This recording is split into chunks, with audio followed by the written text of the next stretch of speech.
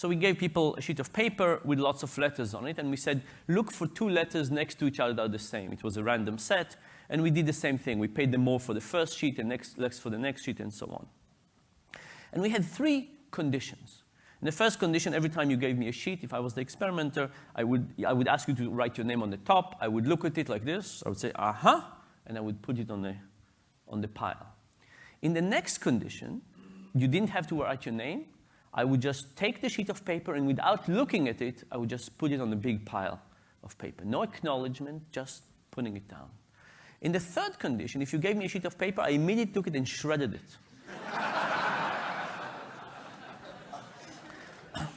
And now the question is, how much will people work in those 3 conditions?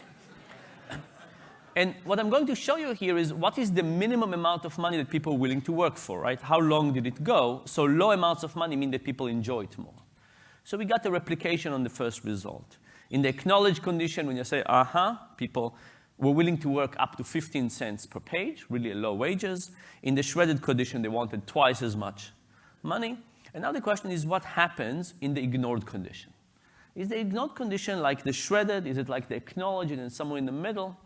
It turns out it was very similar to the shredded condition. So if you really want to demotivate people, shredding their work is really good for that. But it turns out that simply ignoring them gets you a big part of the way. In fact, almost